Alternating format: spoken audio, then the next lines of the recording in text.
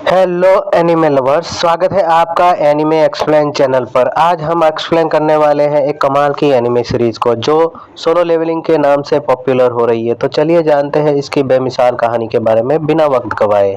Episode number 1 की कहानी में 10 साल पहले का समय हमें दिखाया जाता है, जहां आकस्मिक ही कुछ पोर्टल खुलना शुरू हो गए हैं। पोर्टल में कुछ ऐसे मॉन्स्टर और जादुई राक्षस रहते हैं जिस पर इंसानी दुनिया के हथियारों का कोई असर नहीं होता। सिर्फ वही लोग उससे लड़ सकते हैं जिनकी जादुई शक्ति जाग गई हो। ऐसे लोगों को हंटर्स कहा जाता है। ऐसे हंटर्स को उसकी जादुई शक्ति के हिसाब से रैंक मिलती है और उसी रैंक को एबीसीडी में बांट दिया जाता है। एस ग्रुप के हंटर्स को सबसे ज्यादा शक्तिशाली माना जाता है, जबकि सबसे कमजोर ई रैंक को माना गया है। जादुई शक्ति जागने के बाद हंटर्स उस शक्ति को डेवलप नहीं कर सकते। फ्लैशबैक में हमें 3 साल पहले का वक्त देखने को मिलता है, जहां आइलैंड पर कुछ हंटर्स एंट्स जैसे मॉन्स्टर से लड़ रहे थे, लेकिन वो उनके छक्के छुड़ा रहे थे। उसकी वजह ये थी कि वो लो रैंक के हंटर्स थे। उसमें से एक हंटर की तो ऑलरेडी मौत हो जाती है। अचानक वहां एस रैंक के 3 हंटर आ जाते हैं और वह तीनों हंटर्स एंट्स पर भारी पड़ते हैं।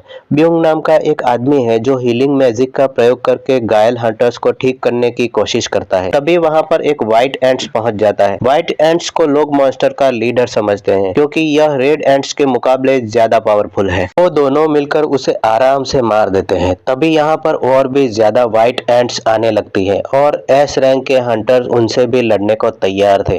दूसरी तरफ शहर में ढेर सारे एंट्स की आर्मी ने अटैक कर दिया था और उन्हें भी रोकने के लिए हंटर्स की सेना भी तैनात थी। मिस्टर चोई नाम का हंटर अपनी फायर पावर से इन पर अटैक करता है, जिससे रेड एंट्स तो मर जाती है लेकिन व्हाइट एंट्स को कुछ नहीं होता। उसके बाद बाकी हंटर्स भी हमला कर देते हैं और फिर कहानी प्रेजेंट में आ जाती है। एक कंस्ट्रक्शन साइट के पास पोर्टल या डंजन ओपन होता है जिसमें मॉन्स्टर को मारने के लिए कुछ हंटर्स को बुलाया जाता है। इनमें पार्क नाम का एक हंटर होता है जिसने वैसे तो काम छोड़ दिया था, लेकिन उसकी वाइफ प्रेग्नेंट है, इसलिए आज के मिशन पर वो आया है क्योंकि मिशन पूरा करने पर हंटर्स की काफी अच्छी कमाई होती है। तभी यहाँ पर कहानी का हीरो जिन्वू आ जाता है। सभी लोग जिन्वू को अच्छे से ग्रीड करते हैं और पार्क पूछता है ये लड़का कौन है, क्या यह बहुत पावरफुल है, क्यों सब लोग उसे देखकर खुश हैं। जिस पर किम नाम का हंटर बताता है कि बात असल में बिल्कुल ऑपोजिट है। जिन्वू को सबसे कमजोर हंटर माना जाता है। ये तो ई रैंक के डंजन में घायल होकर अस्पताल में पहुंच गया था। वो सबसे कमजोर हंटर है तो इसे मिशन पर बुलाया गया है, तो यह मिशन बहुत ही आसान होगा, इसलिए सब जिन्वू को देखकर खुश थे। जिन्वू ने यह सारी बातें सुन ली थी और वह भी जानता था कि यह बात सच है। जिन्वू को यहाँ जूही नाम की एक हंटर मिलती है जिसके साथ वह पहले भी मिशन पर जा चुका था। जूही एक हीलर है और वह सच में जिन्वू की केयर करती है। जिन्वू उसे बताता है कि पिछले ई रैंक मिशन पर वो अकेला पूरी तरह घायल हो गया था और उसकी टीम में कोई हीलर भी नहीं था क्योंकि उसके अलावा बाकी सब हाई रैंक हंटर थे, तो उन्हें हीलर की जरूरत नहीं थी। जो सुनकर जूही को बुरा लगता है। इसके बाद डंजन में जाने का समय हो जाता है। क्योंकि यहाँ मौजूद लोगों में सबसे हाई रैंक का हंटर सॉन्ग था, इसलिए वो खुद को मिशन का कैप्टन बताता है। इसके बाद सभी लोग एक एक करके पोर्टल के अंदर जाने लगता है। जिन्वू अपना हथियार निकालता है जो कि एक छोटा सा चाकू था।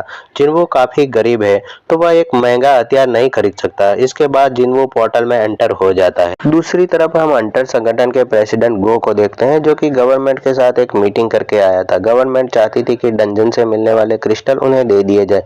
असल में उन मॉन्स्टर को मारने पर कुछ क्रिस्टल मिलते थे जिन्हें मैजिक जेम्स कहा जाता था, इसलिए हंटर उन्हें मारकर पैसे कमाते थे। इधर जिन्वू ने एक हंटर को मार दिया था जिससे उसे मैजिक जेम्स मिल जाता है, पर तभी एक दूसरा मॉन्स्टर जिन्वू पर हमला कर देता है। उसे मारने की कोशिश करता है लेकिन उसका चाकू कमजोर होने की वजह से टूट जाता है। फिर वह मॉन्स्टर जिन्वू के अंदर तलवार घुसा देता है, लेकिन तभी पार्क वहां पहुंचकर मॉन्स्टर को मार देता है। जिन्वू पूरी तरह से घायल हो गया था और जूही उसके पास आकर हीलिंग करने लगती है। जिन्वू देखता है कि बाकी हंटर्स बड़ी आसानी से मॉन्स्टर को मार रहे थे। अब हाई रैंक के मॉन्स्टर को मारने से और भी ज्यादा कीमती जेम्स मिलते हैं जिनसे ये लोग पावरफुल हथियार बनाते हैं ताकि और भी ताकतवर मॉन्स्टर को मारा जाए। हालांकि डंजन में खुदाई करने से माना क्रिस्टल भी मिलते हैं लेकिन वह मैजिक जेम्स जितने पावरफुल नहीं होते।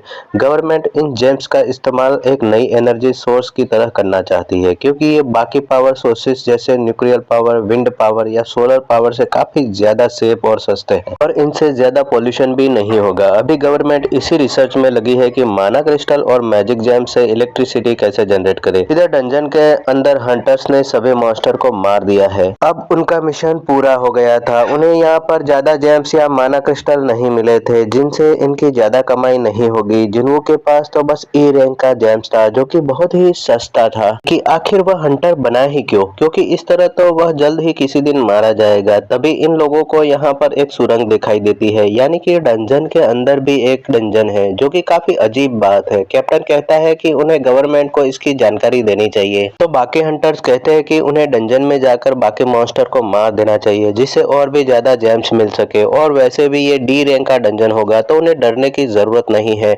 अब कैप्टन सभी से वोट लेता है कि उन्हें अंदर जाना चाहिए या नहीं। आधे लोग इसके लिए हाँ कर देते हैं जिससे वोट टाई हो जाता है। अब केवल जिन्वू का ही वोट बचा था। जिन्वू के फादर नहीं थे और उसकी फैमिली में कमाने वाला वो सिर्फ अकेला था। उसकी माँ हमेशा बीमार रहती थी और उसकी बहन को कॉलेज जाना था। इन सब चीजों के लिए जिन्वू इतना जानलेवा काम करता है और वह भी सुरंग में जाने के लिए हाँ कर देता है।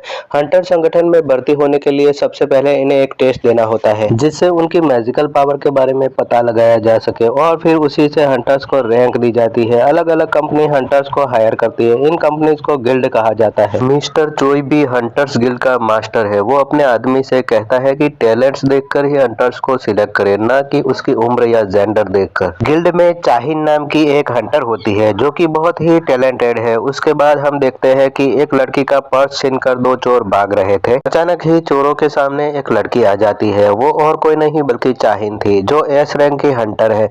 चाहिन हवा में उछलकर उन चोरों से वह पर्स छीन लेती है। चोर एक्सीडेंट में मारे जाते हैं। चाहिन काफी सुंदर थी और उतनी ही फेमस थी, इसलिए लोगों की भीड़ उसके आसपास जमा होने लगती है। लोग उसकी तारीफ करते हैं तो वो शर्मा कर वहां से उछलती हुई भाग जाती है। इससे पता चलता है कि चाहिन की पावर यही थी कि वह काफी ऊंचाई तक उड़ने में सक्षम थी। खैर इधर हंटर्स गुफा में जा रहे थे। जिन्वू जूही से माफी मांगता है क्योंकि उसकी वजह से ही जूही को डंजन में आना पड़ा। जूही उसे काफी डांट लगाती है क्योंकि अभी वह मरते मरते बचा था, फिर भी उसने डंजन में जाने के लिए हाँ कर दी थी। अगर टीम में कोई हीलर न होता तो जिन्वू का जिंदा बच पाना काफी मुश्किल था। जिन्वू जूही से माफी मांगता है तो जूही कहती है कि वह माफी के लिए उसे डिनर डेट पर ले जा सकता है। ये सुनकर जिन्वू थोड़ा शर्मा जाता है। सुरंग के आखिर में उन्हें एक बड़ा सा दरवाजा मिलता है जिसे खोलकर ये लोग अंदर जाने लगते हैं। इधर प्रेसिडेंट गो नए भर्ती हुए हंटर्स को बताते हैं कि 10 साल बाद भी उन्हें पोर्टल्स के बारे में ज्यादा कुछ पता नहीं है। कोई नहीं जानता कि डंजन में कब क्या हो जाए। हंटर बनना एक काफी रिस्की काम है। भले ही कितने भी मिशन कंप्लीट कर लो, लेकिन हमेशा उन्हें चौकन्ना रहना पड़ता है। जिंदा रहने के लिए यही सबसे इम्पोर्टेंट है। दरवाजा खोलकर वो लोग एक बड़े कमरे में आ जाते हैं जिसके अंदर ढेर सारे स्टैचू रखे हुए थे जो कि सैकड़ों साल पुराने थे। कमरे के बीच में एक बड़ा सा स्टैचू था जो किसी तरह के सिंहासन पर बैठा हुआ था, लेकिन कमरे में इन्हें कोई भी मॉन्स्टर नहीं दिखाई देता। कमरे में ठीक सेंटर में एक मैजिक सर्कल बना हुआ था जहां एक पुतले के ऊपर कुछ लिखा था। कैप्टन उसे पढ़ने लगता है। वो बताता है कि इस जगह का नाम कार्टरॉन टेम्पल है और यहाँ आकर लोगों को सबसे पहले गॉड की पूजा करनी चाहिए, फिर गॉड की तारीफ करनी चाहिए। जो लोग ऐसा नहीं करते वो लोग यहाँ से जिंदा वापस नहीं जा सकते। तभी जूही जिन्वू से डरते हुए कहती है कि उसने एक स्टैचू की आंखें हिलती हुई देखी। ठीक तभी इस कमरे का दरवाजा अपने आप ही बंद हो गया और वो सब लोग वहीं फंस गए थे और एक हंटर दरवाजा खोलकर वहां से भागने की कोशिश करता है। ठीक उसी वक्त उसके नजदीक वाला एक स्टैचू अपनी कुल्हाड़ी से उस आदमी को काट देता है। ये देखकर सभी लोग बुरी तरह चौंक जाते हैं। आखिर एक स्टैचू हिल कैसे सकता है, और अगर एक स्टैचू हिल सकता है तो इसका मतलब है यहाँ मौजूद सभी स्टैचू जिंदा है। जिन्वू भी ये देखकर डर गया था। वो सोचता है कि डी रैंक का हंटर चुटकी में मर गया तो उसका क्या होगा। वह तो ई रैंक का हंटर था। ये स्टैचू तो बहुत पावरफुल लगते हैं, मतलब ये कोई लो रैंक का डंजन नहीं है और इसका मतलब है जूही सच बोल रही थी। जिन्वू अपने पीछे वाले स्टैचू को देखता है और वो भी जिंदा था। जिन्वू इससे पहले भी काफी बुरी सिचुएशन में फंस चुका था। वह अपने पहले रेड मिशन में ही अपनी टीम से अलग हो गया था। उसे एक ई रैंक के मॉन्स्टर ने घायल कर दिया था। वह काफी हफ्तों तक अस्पताल में पड़ा रहा। एक बार एक भूल-भुलैया में अटक गया था और भूख प्यास से मरने वाला था। लो रैंक में जाना उसके लिए जिंदगी और मौत का सवाल है।